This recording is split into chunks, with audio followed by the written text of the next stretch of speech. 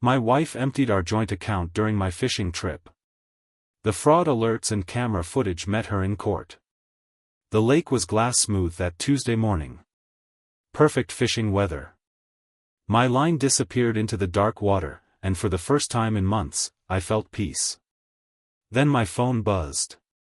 Fraud alert, withdrawal of $48,000 from joint checking account 3847. My hands went numb. I stared at the screen, certain it was a mistake. Banks made errors all the time, right? Another buzz. Fraud alert, withdrawal of $12,000 from joint savings account 9234. My heart hammered against my ribs. I pulled up my banking app with shaking fingers. The screen loaded slowly, too slowly. Zero balance. Both accounts. $60,000. Gone. I checked the transaction details, squinting in the bright sunlight. The withdrawal location made my blood run cold. First National Bank, Main Street branch. My branch. 200 miles from where I sat in this boat. The timestamp read 9:47 a.m. 20 minutes ago. Someone had walked into my bank and cleaned me out while I was fishing. But who had access? Who knew my accounts? Then it hit me. Nora. My fingers fumbled with the phone. I called Nora 3 times. Straight to voicemail. Nora, what's going on? The bank accounts are empty. Call me back. Now. I tried again. And again. Nothing. Panic morphed into something sharper. I dialed the bank's customer service line, my jaw clenched so tight it ached. First National, this is Rebecca speaking. How can I? My accounts have been emptied. All of them. I need to know what happened. Keyboard clicks. A pause that lasted forever. Mr. Monroe? I see the transactions here. 2 withdrawals this morning, both processed in-branch with proper identification and authorization. That's impossible. I'm 200 miles away. Sir, the withdrawals were made by your wife, Nora Monroe. She presented valid ID and had all the necessary account information. My throat closed. She what? She came in with all the right documentation. The branch manager processed it personally. Rebecca's voice softened with concern. She said you approved it, Mr. Monroe. Said you'd discussed this. Approved it? I hadn't approved anything. She said. Rebecca paused, reading something. She told our manager you were in the hospital and needed the funds immediately. The lie hit me like a physical blow. Nora had looked a banker in the eye and lied. About me. About everything. I need copies of everything, I said, my voice eerily calm. Every document she signed. Now. Of course, Mr. Monroe. I'll email them immediately. The email arrived while I was still on the phone. I opened the first attachment with hands that wouldn't stop shaking. Withdrawal slip. $58,000. And there, at the bottom, my signature. Except I hadn't signed it. I zoomed in, comparing it to my actual signature on my driver's license. It was close. Disturbingly close. The slant of the L, the loop in the M, someone had practiced this. The second page showed the teller's notes. Customer stated husband in emergency surgery following car accident. Needs funds immediately for medical expenses not covered by insurance. Customer very distressed. Manager approved immediate large withdrawal. Verified ID, Nora Monroe, DOB March 15, 1981. Joint account holder. All documentation in order. A car accident. Emergency surgery.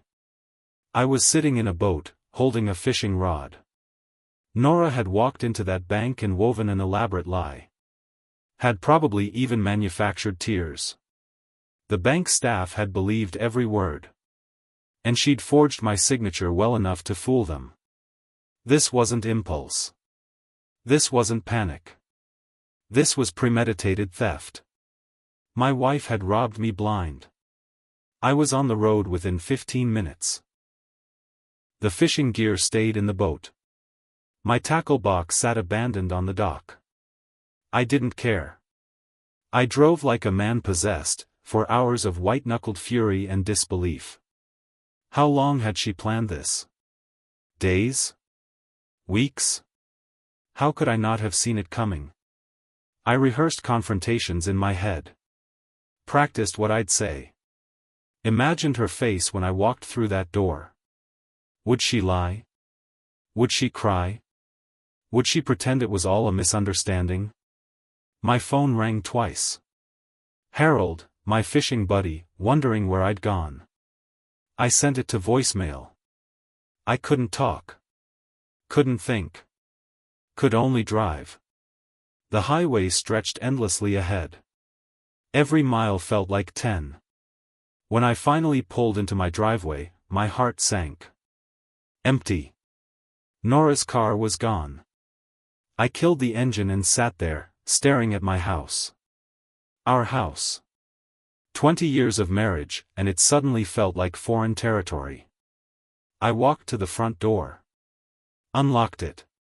Stepped inside. And froze. The living room was half empty. The couch, gone. The TV, gone.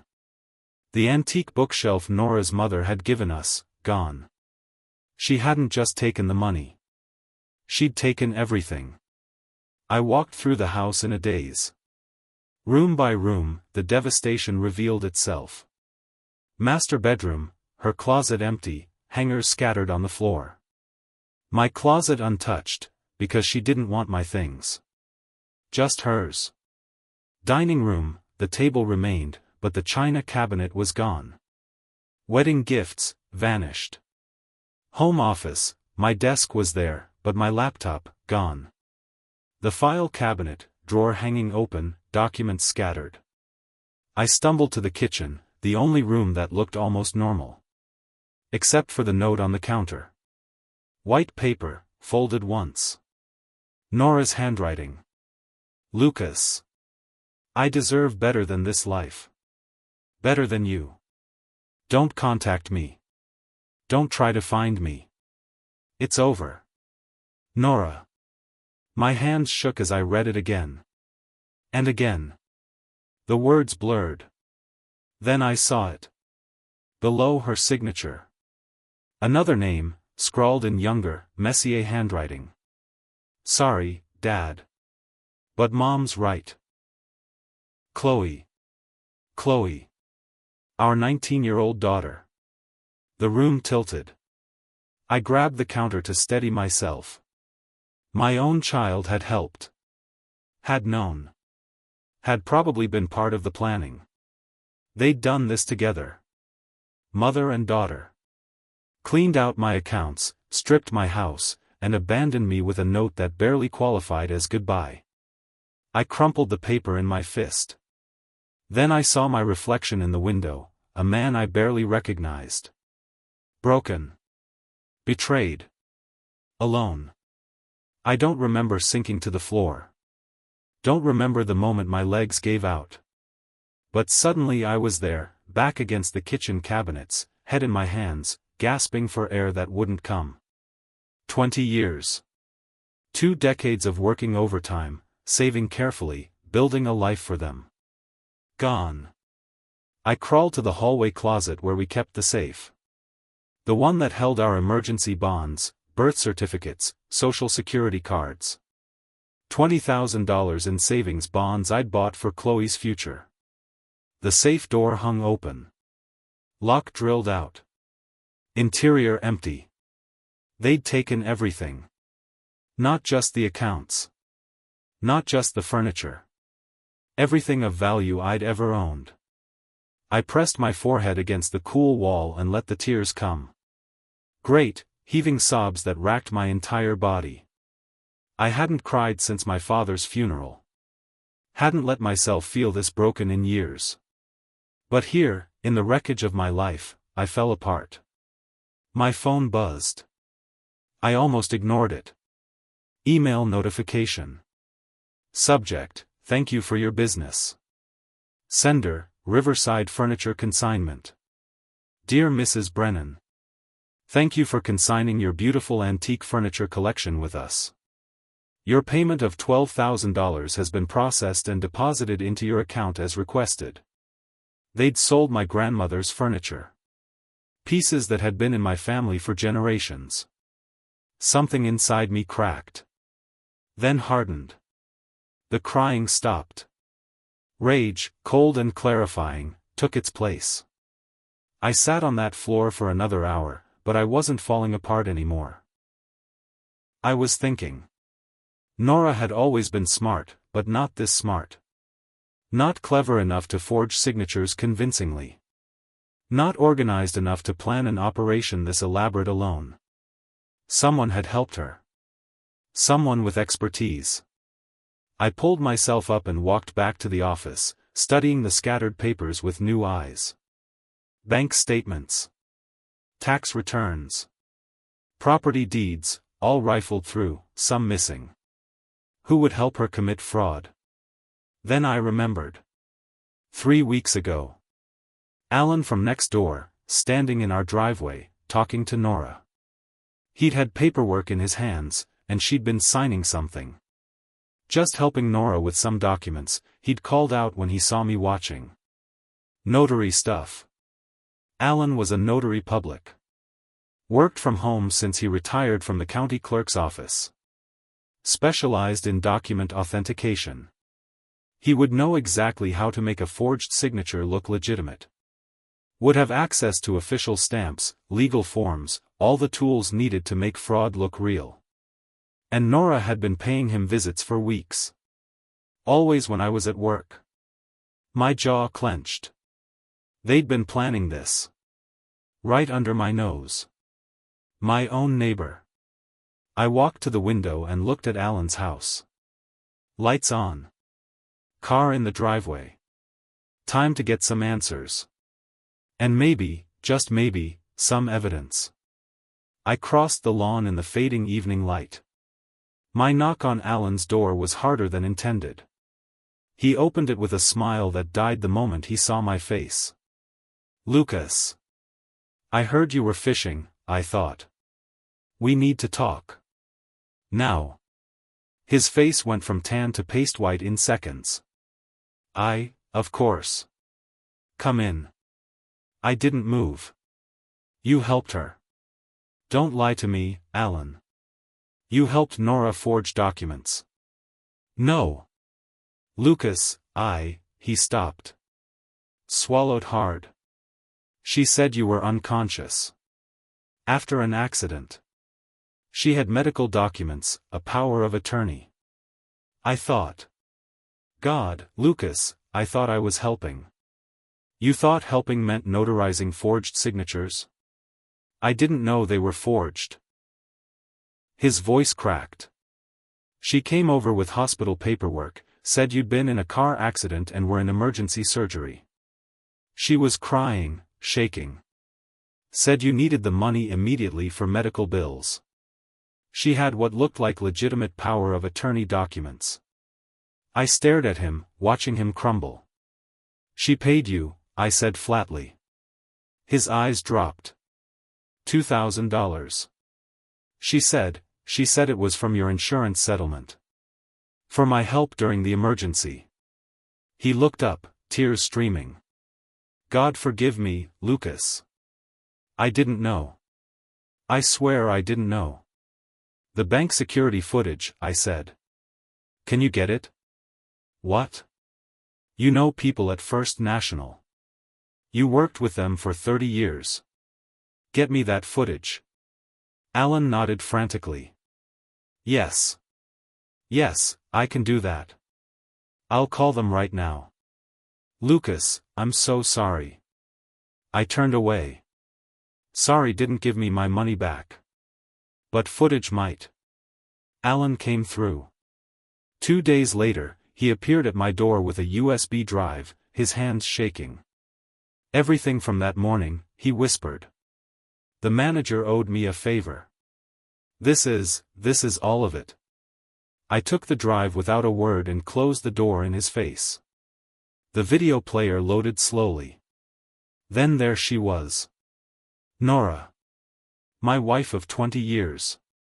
Walking into First National Bank at 9:42 a.m., designer sunglasses perched on her head, wearing the blue dress I'd bought her for our anniversary. She wasn't crying. Wasn't distressed. She was smiling. The timestamp showed her approaching the counter. I turned up the volume. Need to make a large withdrawal from our joint accounts, her voice came through clearly. My husband and I discussed this. He's having surgery today and can't come in himself. The bank manager, Gerald Harrison, appeared on screen. Of course, Mrs. Monroe. Let me pull up your accounts. It's kind of urgent, Nora said, leaning against the counter casually. Medical expenses. You know how it is. Chloe appeared in the frame, standing beside her mother. My daughter. She wasn't crying either. She was smirking, checking her phone, looking bored. The camera captured everything. Nora signing the withdrawal slips. Gerald processing the transaction. The money being counted. Then, as they turned to leave, Nora looked directly at the security camera mounted above the door. She smiled. And mouthed 2 words. Too easy. I watched it 3 more times. Each viewing made my blood boil hotter. This wasn't desperation. This was calculation. This was a woman who knew exactly what she was doing, and enjoyed it. I found Marcus Reeves through Harold, who'd used him in his own divorce 3 years ago. Best attorney in the state, Harold had said. Ruthless when he needs to be.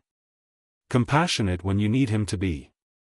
Marcus's office was downtown, 14th floor, panoramic city views. He was in his 50s, sharp suit, sharper eyes. I laid everything on his desk. Bank statements. The forged withdrawal slip. The note from Nora. The security footage. He watched the video twice, taking notes. She had legal access to the joint account, he said finally. Technically, she could withdraw funds. My heart sank. But, Marcus held up a finger. The forged signature is fraud. The false medical emergency is fraud. The manufactured power of attorney documents are fraud. He leaned back. The question is, can we prove intent to deceive? She mouthed too easy to the security camera. Which shows arrogance, not premeditation. We need evidence she planned this in advance. Emails. Text messages. Anything showing this wasn't a spur-of-the-moment decision. I thought about the scattered papers in my office. She took my laptop. Probably destroyed any evidence. What about cloud storage? Email accounts? Phone backups? I pulled out my phone. We had a family cloud account. For photos and documents. Marcus smiled. Log in. Let's see what she forgot to delete. I typed in the password. Chloe's birthday, because Nora could never remember complex passwords. The account loaded. Hundreds of files. Marcus leaned forward. Start with anything from the last 6 months. Look for anything with her name on it. I scrolled. Photos. Tax documents. Chloe's college applications. Then I saw it. A folder labeled, Personal, Nora. My cursor hovered over it. Open it, Marcus said quietly. I clicked. The folder contained 43 files. I opened the first one, a document titled Financial Summary.xlsx. It was a spreadsheet. Every account we had. Balances. Access codes. Security questions. All compiled 6 months ago. She was cataloging your assets, Marcus murmured. Keep going. The next file, L_signature_samples.pdf. Scans of my signature from old checks, tax returns, legal documents. At least 20 examples. She was studying how you sign, I whispered. File after file revealed the scope of her planning. Bank statements going back 5 years. Property deeds. Insurance policies. A list of valuable furniture with estimated resale prices. Then I found the emails. A thread between Nora and Chloe, started 8 months ago. The subject line made my stomach turn, exit strategy. I clicked. Read. My hand started shaking. From Nora, March 15th, we need to be smart about this. I'm tired of living like this, and you deserve better too. I've been watching Dad's patterns. He goes fishing every spring, same place, same time. 3 days minimum. That's our window. From Chloe, March 18th, are you sure we can pull this off? What if he finds out? From Nora, March 18th, he won't. Your father trusts everyone. It's his biggest weakness. By the time he realizes what happened, we'll be gone. There were 37 more messages. Plans. Strategies. Lists of what to take, what to sell, where to go. Marcus was reading over my shoulder, photographing each email with his phone. This is premeditation, he said. Clear, documented premeditation. This is gold, Lucas. But I barely heard him. I was reading my daughter's words. I feel bad about this sometimes. But then I remember he never supported my dreams. He wanted me to be a teacher like him. Boring. This is my chance to actually live. My vision blurred. I closed the laptop before I could read more. We have enough, Marcus said firmly. More than enough. Lucas, are you okay? I wasn't. But I nodded anyway. Good. Because now we build the case. And we don't just stop at asset recovery. His eyes were steel. We go for fraud charges. For both of them. Over the next 3 days, Marcus and I excavated every digital footprint Nora and Chloe had left behind. The exit strategy folder was a goldmine of self-incrimination. Flight confirmations to Costa Rica, dated 2 days after my fishing trip. Round-trip tickets, but the return flights were marked flexible cancellation, they'd planned to disappear. Rental property contracts for a beachfront condo in Puerto Viejo. 6-month lease, signed by Nora 3 weeks before she cleaned out the accounts. Security deposit, $4,500. My money, I realized. Siphoned from our joint account in small withdrawals I'd never noticed. But the most damning file was dad_signature_practice.pdf. 20 pages. Each page showing my signature repeated dozens of times, with Nora's practice attempts beside them. Notes in her handwriting, loop the M more, L needs sharper angle, practice on textured paper. She'd been training herself to forge my signature for months. This is more than fraud, Marcus said, studying the pages. This is identity theft. Forgery. Conspiracy to commit theft. And because Chloe was involved and she's over 18, she's liable as an adult accomplice. Chloe might claim her mother manipulated her, I said, feeling sick. The emails prove otherwise. Look at this one. He pointed to a message from Chloe, dated April 3rd. Mom, I found a buyer for Grandma's furniture. They'll pay $12,000 cash, no questions. I'll handle the consignment paperwork. You focus on the bank stuff. My daughter hadn't been manipulated. She'd been an active participant. She'd sold my grandmother's furniture and bragged about it. Marcus began organizing everything into a legal brief. We're filing civil and criminal complaints. Civil to recover your assets. Criminal to ensure they face consequences. What kind of consequences? Fraud in this amount? 2 to 5 years. Each. He looked at me seriously. Are you prepared for that? For your daughter to potentially go to prison? I thought about Chloe's note. Sorry, Dad. But Mom's right. Yes, I said. I am. That night, I couldn't sleep. I kept seeing that signature practice file. The cold calculation behind every forged loop and line. I got up at 2 a.m. and went to my office. The room still felt violated, papers everywhere, drawers hanging open. I started cleaning. Organizing. Trying to restore order to chaos. That's when I noticed it. The corner of the ceiling. A small black device, barely visible against the dark wood molding. The security camera. My heart stopped. I'd forgotten about it. Completely forgotten. 6 months ago, after someone broke into Harold's house, I'd gotten paranoid. Installed a hidden camera in my office, the room where I kept all important documents, banking information, passwords. Just in case, I'd told Nora at the time. She'd rolled her eyes. You're paranoid, Lucas. Who's going to break in? The camera was motion activated, stored footage in the cloud for 90 days.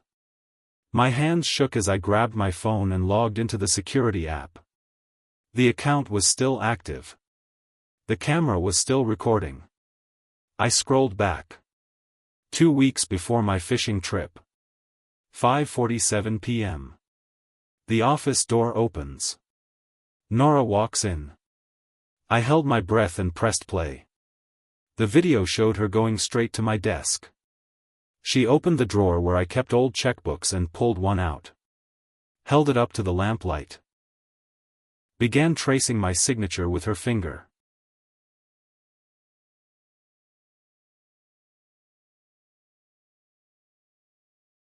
Then she pulled out her phone and took photos. Close-up shots of my signature from multiple angles. The timestamp showed she stayed in the office for 18 minutes. When she left, she was smiling. But I kept scrolling. There had to be more. 2 days later. 11:23 a.m. Nora again, this time with papers. I turned up the volume. The video quality was better than I'd hoped. Crystal clear audio. Nora was on her phone, speaker mode. Chloe's voice came through loud and clear. Mom, are you sure about the timing? I'm sure. Nora's voice was calm, focused. Once he's gone fishing, we clean everything out. 3 days is enough time to disappear. I've already confirmed the Costa Rica flight. We'll be in Puerto Viejo before he even realizes the accounts are empty. What about his signature? The bank won't just hand over $60,000. I've been practicing for months. I can forge it perfectly now. And Alan next door agreed to notarize the documents if I pay him. He's desperate for cash since his wife's medical bills started piling up. $2,000 and he'll notarize anything. My breath caught. She'd planned Alan's involvement too. Chloe laughed. He'll never suspect a thing. Dad's too trusting. Too naive. He still thinks we're his perfect little family. Your father, Nora said with venom in her voice, is a fool who never had any ambition. Teaching? Really? 45 years old and making $60,000 a year. I deserve better. You deserve better. We both do, Chloe agreed. This is our chance to actually live. Nora shuffled papers on my desk. I'm taking photos of all his signatures now. I'll use them to create the withdrawal authorization. The bank will never know the difference. When do we move the furniture? The day he leaves. I already booked the consignment pickup. Your grandmother's antique set will get us at least $12,000. We sell that, empty the accounts, and we're gone. Perfect. Chloe's voice was bright, excited. I can't wait to get out of this boring town. No more pretending to care about Dad's feelings. 3 more weeks, Nora said. Then we're free. The video ended. They'd spent 14 minutes in my office, planning my financial destruction, and the camera had captured every word. I sat in the dark, phone in my shaking hands. I had recorded premeditation. Conspiracy. Fraud. All of it. Marcus had said we needed proof of intent. This was better than proof. This was a confession. I didn't call Marcus immediately. Didn't call the police. Didn't react at all. For 3 days, I moved through my half-empty house like a ghost, methodical and precise. I downloaded every second of security footage and stored it on 3 separate drives. Printed transcripts of every conversation. Organized the email evidence chronologically. Created a timeline of events with supporting documentation. Marcus called twice. Lucas? You've been quiet. Everything okay? Fine, I said. Just thinking. What I was really doing was building an airtight case. Not just good, perfect. Unbreakable. I hired a forensic accountant recommended by Marcus. Within 2 days, she'd traced every dollar Nora had withdrawn over the past 6 months. Small amounts, carefully timed to avoid triggering alerts. $15,000, siphoned from our account so slowly I'd never noticed. This money funded their escape plan, the accountant explained. Costa Rica rental deposit, plane tickets, even a new car registration under your daughter's name. All paid with your marital assets. Next, I hired a private investigator. Find them, I said simply. Any idea where they might be? I know exactly where they are. I handed him the rental contract for the Puerto Viejo condo. I need photos. Documentation. Proof they're living off stolen money. The PI nodded. That's easy work. I'll have everything in 48 hours. Finally, I sat down with Marcus in his office. Laid out everything. Every piece of evidence. Every recording. Every document. He studied it all in silence for 20 minutes. Then he looked up at me, and for the first time since I'd met him, he smiled. Not a lawyer's professional smile. A genuine, delighted grin.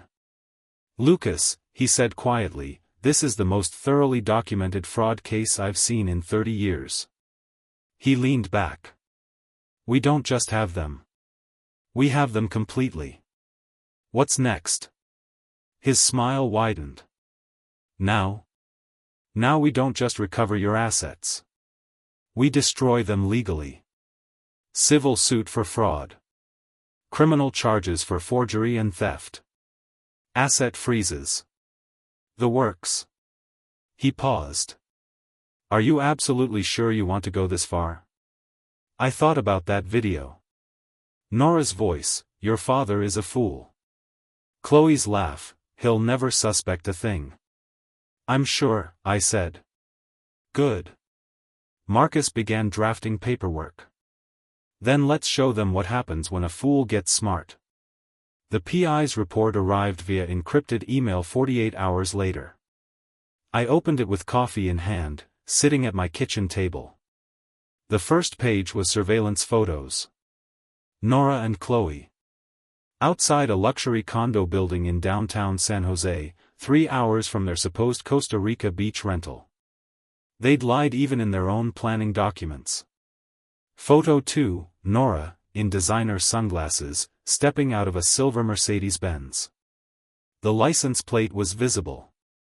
The PI had already run it, registered to Chloe Monroe 4 days after they'd emptied my accounts.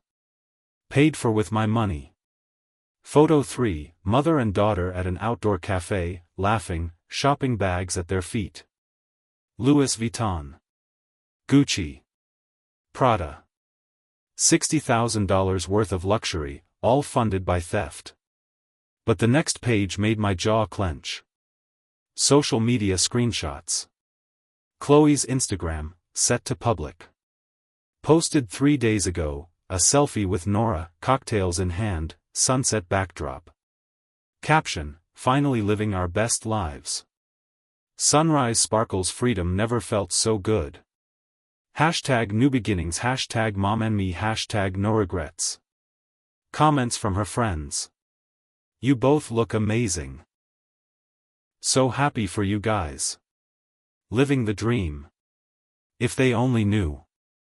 The PI's report continued, subjects appear to have no employment. Spending patterns suggest they're living entirely off the withdrawn funds.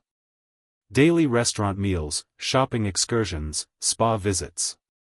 Conservative estimate, they're spending $3,000 to $4,000 per week. At that rate, my $60,000 would last them 4 months. Maybe 5. Then what? Would they come back, pretending it was all a misunderstanding? Would they try to steal more? I studied Nora's face in the photos. She looked happy. Genuinely, radiantly happy. Happier than I'd seen her in years. Because she'd escaped me. Escaped our boring life. Escaped the man she'd called a fool. I closed the laptop and whispered to the empty room, "You stole my peace. Now I'll take yours." The plan was already in motion. But looking at those photos, I wanted more than justice. I wanted them to understand what they'd done. To feel what I'd felt that day on the lake when the alerts started coming in. To lose everything. Marcus called me into his office with an unusual request. "I need you to do something that might seem counterintuitive," he said. "I need you to transfer money into an account Nora can access." What? Why would I? He held up a hand. "Hear me out. We've frozen the joint accounts, but there's a small savings account from your old bank, remember? First Community Bank, from before you switched to First National?" I did remember. An old account I'd opened in my 20s and never closed. I barely used it. Maybe $800 sitting in there, forgotten. "Nora doesn't know about it," I said. "Exactly. But you have online access, and here's the brilliant part, you can set up fraud monitoring on that account. So if anyone accesses it, you'll be alerted immediately." I started to see his plan. "You want me to bait her. I want you to create a legal connection between her new account and your marital assets. Right now, she can claim the $60,000 was from a joint account she had legal access to. But if she accesses an account that's solely in your name, after you've already filed legal papers indicating she's not authorized." He smiled. "That's clear-cut theft. Not a gray area. How do I make sure she finds it?" "Transfer $500 into it from your new checking account. Enough to show up on her credit monitoring alerts if she's tracking your financial activity, and I guarantee she is. She's paranoid you'll try to recover the money." The next morning, I logged into the old First Community account. Transferred $500. Then set up advanced fraud alerts. "Come on, Nora," I muttered. "You can't resist easy money. You've already proven that." 2 weeks passed. I'd almost given up hope. Then, at 2:47 a.m. on a Tuesday, my phone exploded with alerts. Fraud alert, unauthorized access to account 2847. Fraud alert, funds transfer initiated, $800 fraud alert, transfer completed to external account. I sat up in bed, wide awake, and smiled in the darkness. She'd taken the bait. By 9 a.m., I was in Marcus's office with printouts of every alert. He read through them, his smile growing. "Perfect. She accessed your account without authorization and transferred the funds to her new personal account at Banco Nacional in Costa Rica. How does that help us? Because now she's connected her new account, the one holding your stolen $60,000, to your marital assets. She's established a direct financial link. We can now subpoena Banco Nacional for her account records, trace every dollar, and prove she's been living off stolen funds. He was already typing a legal brief. This is the leverage we needed. Her account goes from, technically she had joint access to, she's actively stealing from individual accounts. My phone rang. Marcus Reeves calling. Wait. Marcus was sitting right in front of me. I looked at my phone again. Not Marcus. The caller ID said, Nora Monroe. I hadn't heard from her in a month. I showed Marcus the screen. Answer it, he said. Put it on speaker. And stay calm. I answered. Hello? Lucas. Her voice was strained, panicked. We need to talk. I don't think we do. Please. I saw some legal papers. A freeze on accounts? What's going on? She knew. Somehow she'd found out.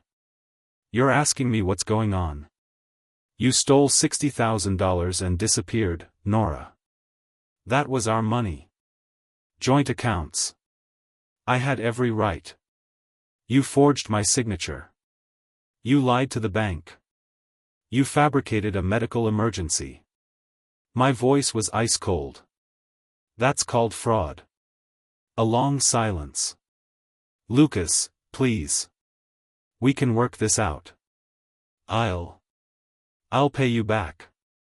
With the money you stole from me? It was a mistake. I was confused, emotional, Marcus was frantically writing on a notepad, keep her talking. Get her to admit details. Confused about forging my signature? I asked. Confused when you practiced it for months? Her breath caught. How did you? I know everything, Nora. The planning. The emails. The recordings. All of it. Click. She'd hung up. Marcus was already dialing. That call established guilty knowledge. She knows she's caught. Let's move forward with everything. Now. 3 days later, a sheriff's deputy knocked on Nora's luxury condo door in San Jose. I know because the PI was watching.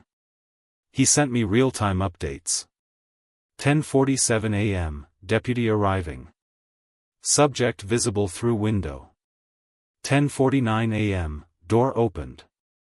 Subject identified as Nora Monroe. Papers being served. 10:51 a.m., subject reading documents. Face going pale. Daughter appearing in doorway. The lawsuit was comprehensive. Marcus had outdone himself.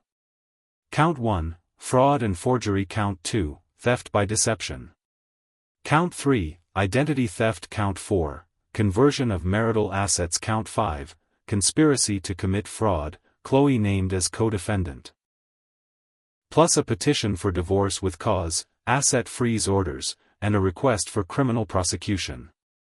My phone rang 20 minutes later. Nora. I let it go to voicemail. She called again. And again. 12 times in an hour. Finally, a voicemail, Lucas, please. You can't do this to your family. You can't sue your own daughter.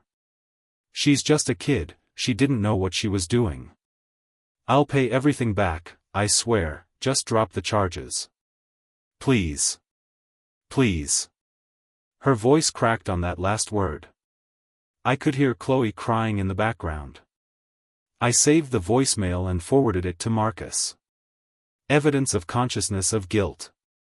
Then Nora texted, how can you do this to us? After everything we've been through? I'm your wife. I stared at that message for a long time. Then I typed back. You stopped being my wife the moment you forged my name. You stopped being family when you called me a fool and stole my peace. You already did this to us, Nora. I'm just making sure you face the consequences. I hit send. then blocked her number. Marcus called 5 minutes later. She's lawyered up.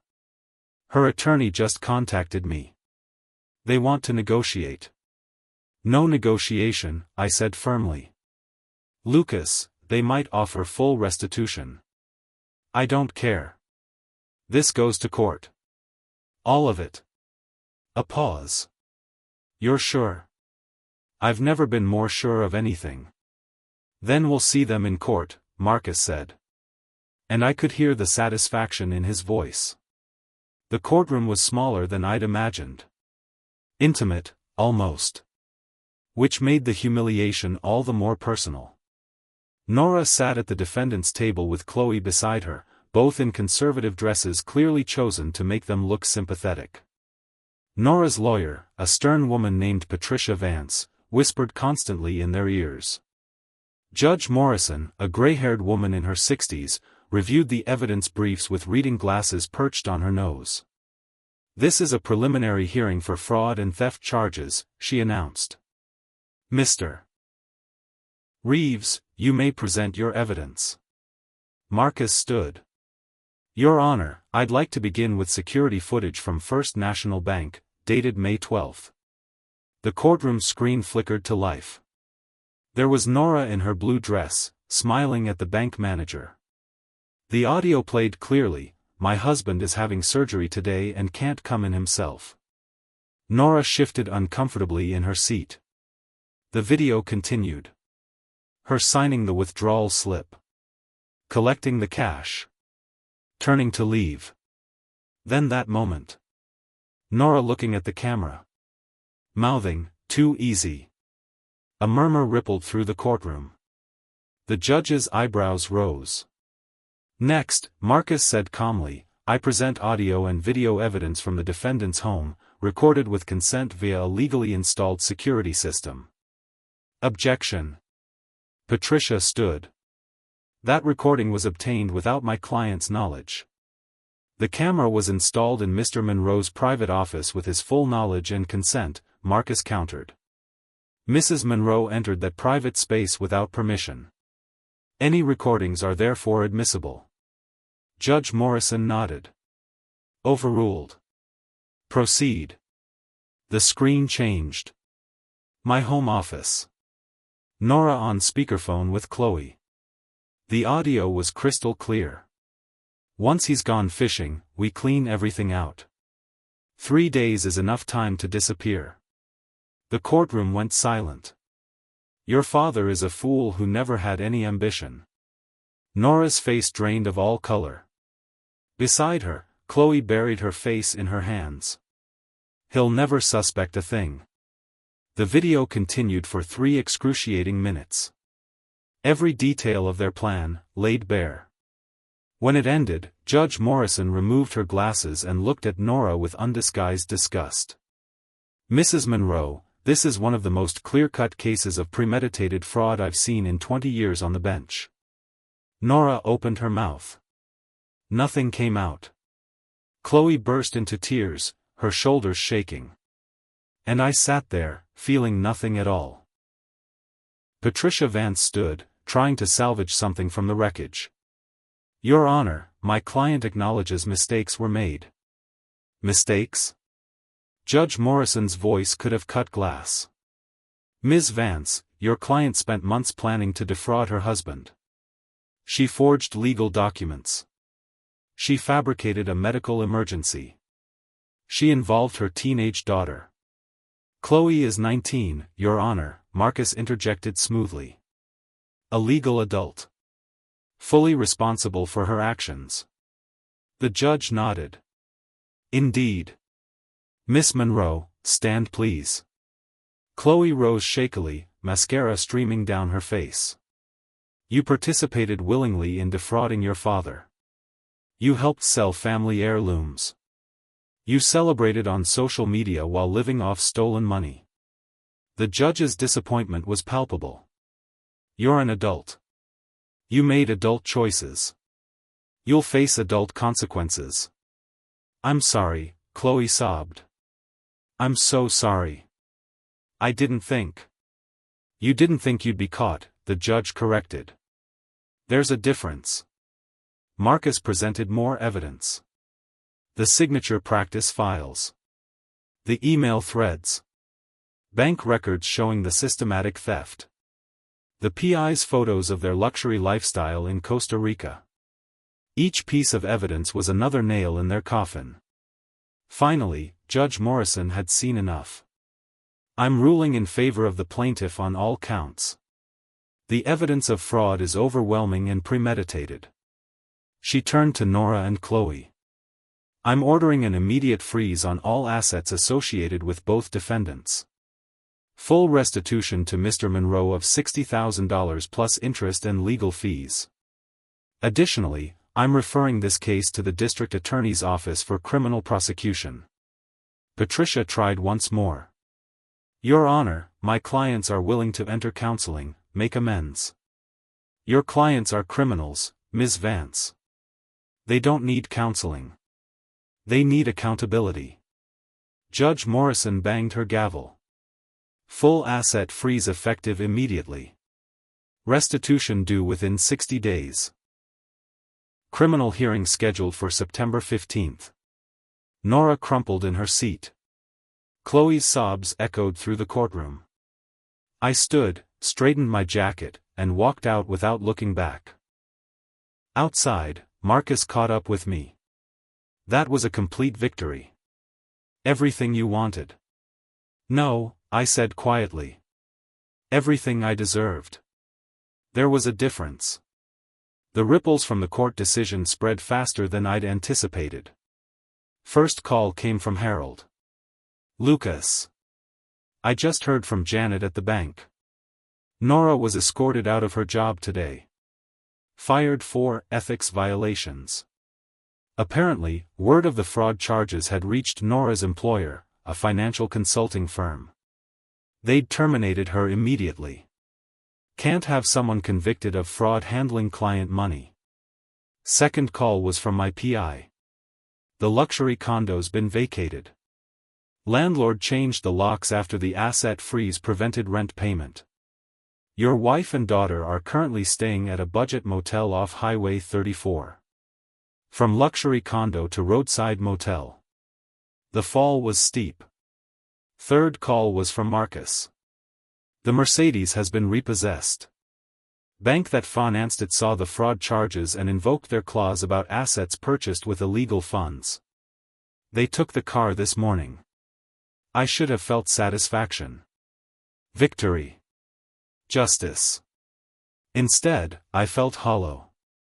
That evening, an envelope arrived by courier. My name written in Chloe's handwriting. Inside, a letter. 5 pages, tear-stained, desperate. Dad. I know I don't deserve your forgiveness. I know what we did was wrong. But please, please understand, Mom convinced me you didn't care about us anymore. She said you were planning to leave, that we needed to protect ourselves. I was stupid. I was cruel. I said terrible things. But I'm still your daughter. I'm still the girl who used to help you grade papers, who you taught to fish, who you carried on your shoulders. The court says I have to pay back $15,000. I don't have that money. I don't have any money. I lost my job because of the criminal charges. I can't go back to school. My friends won't talk to me. I'm so sorry, Dad. I'm so sorry. Please. Can we talk? Can you forgive me? I love you.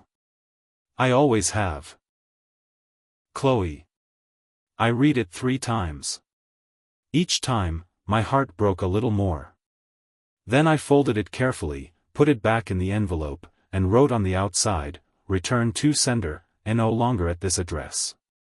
I mailed it back the next morning, along with a copy of her portion of the court settlement.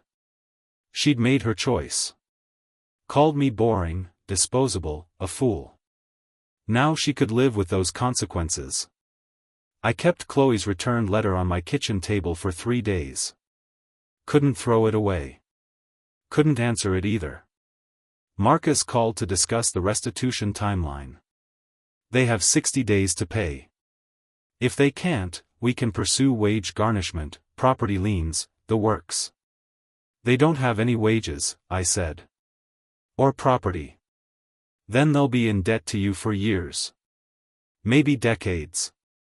Years of my daughter sending me money every month, a constant reminder of her betrayal. Years of Nora working minimum wage jobs, never able to escape what she'd done. Marcus, I need to ask you something. Hypothetically. Go ahead. If I wanted to, reduce Chloe's debt. Not eliminate it, but reduce it. Could I do that? A long pause. You could. But Lucas, after everything she did. She's 19. Stupid and manipulated, but 19. I stared at that envelope. Nora's the architect. Chloe was the accomplice. The law doesn't care. She's an adult. I know. But I do care. She's still my daughter. Another pause. How much do you want to reduce it? Her portion is $15,000. What if we reduced it to $5,000? Manageable but not insignificant. Enough to hurt but not destroy. That's incredibly generous given what she did. Maybe. Or maybe it's me choosing to be better than she was. I picked up the envelope. She called me boring and disposable. I could prove her right by being vindictive. Or I could prove her wrong. And Nora? Full amount. Every penny. Plus interest. She's a 42-year-old woman who planned this for months. She faces full consequences. I'll draft the modification, Marcus said.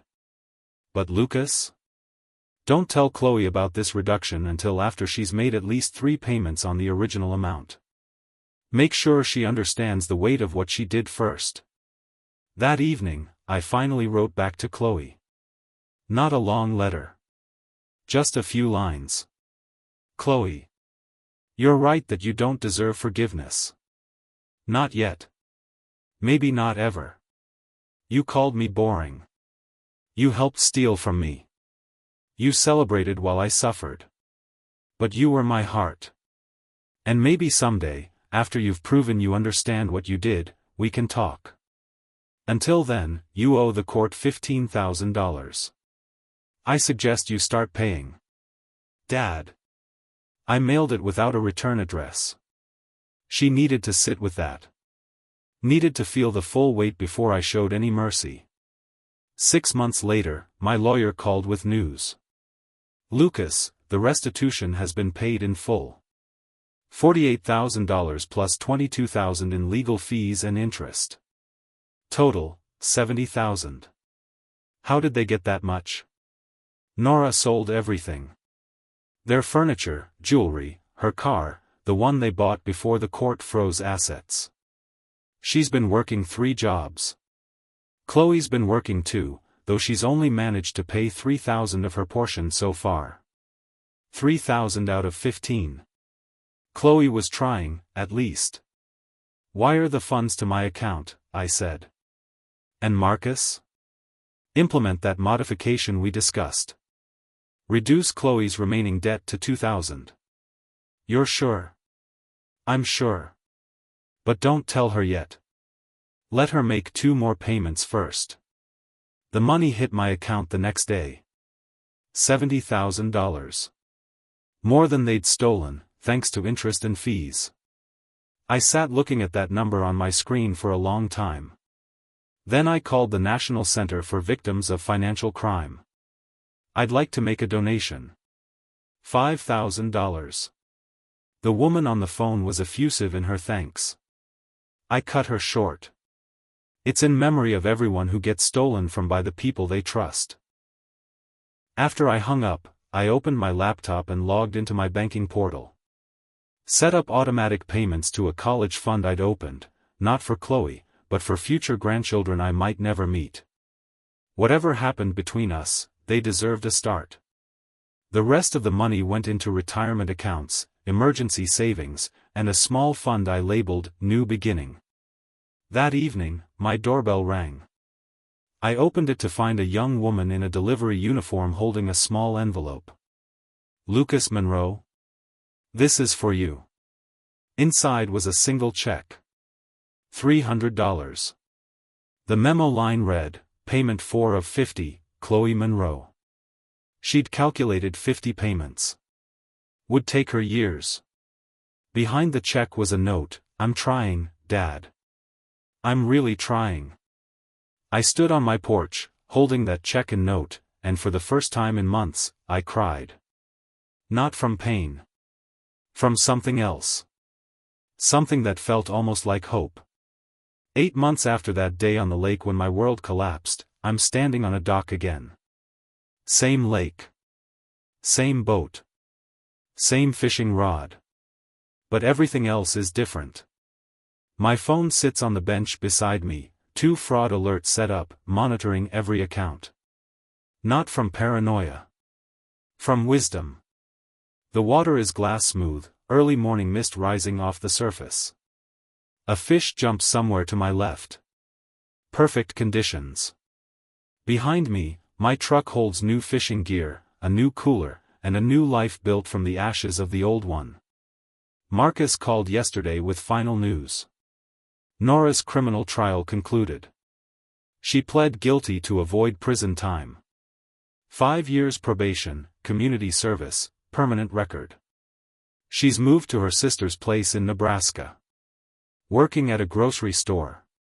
From financial consultant to grocery clerk. From luxury condo to her sister's spare room. Consequences. And Chloe? I'd asked. Her charges were reduced because she cooperated and showed genuine remorse. 2 years probation. She's enrolled in community college. Business ethics major, ironically enough. I'd smiled at that. She knows about the debt reduction yet? Told her this morning. She cried for 20 minutes. Asked if she could call you. Not yet, I'd said. But someday. Maybe. Now, casting my line into the dark water, I think about that security footage of Nora mouthing, "Too easy." She thought stealing from me would be easy. Thought I'd never fight back. Never catch on. She was wrong. My phone buzzes. Not a fraud alert. Just a reminder I'd set, you survived. You won. Now live. I smile and reel in my line. The sun breaks over the horizon, painting the lake gold and orange. A notification pops up, fraud alert review, $0 unauthorized activity detected in the last 30 days. I glance at it and chuckle. Set the phone down. Cast my line again. Guess I'm the one watching now, I say to the empty lake. The line goes taut. Something's biting. I start reeling it in, slow and steady, patient and methodical. Just like everything else I've done these past months. The fish breaks the surface, beautiful, fighting, alive. I land it, admire it for a moment, then release it back into the water. Some things you keep. Some things you let go. Both can be victories.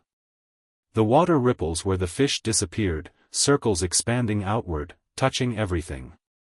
Like consequences. Like justice. Like proof. I pick up my phone one last time and open the video Marcus sent me yesterday, courtroom footage that went viral online. 7 million views. Thousands of comments. This man is a hero. Never underestimate the quiet ones. Proof always wins. I close the video and put the phone away. The lake is quiet now. Peaceful. Mine again. I cast my line one more time and whisper to the morning, you can empty my accounts, but you can't empty my resolve.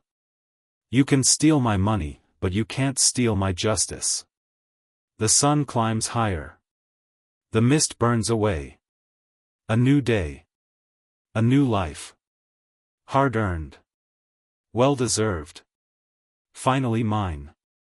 I smile and wait for the next bite. Because I've learned patience. I've learned evidence.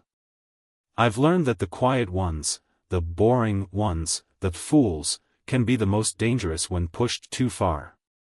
And I've learned that revenge is a dish best served cold, calculated, and completely, legally devastating. The fish are biting today. And this time, I'm ready.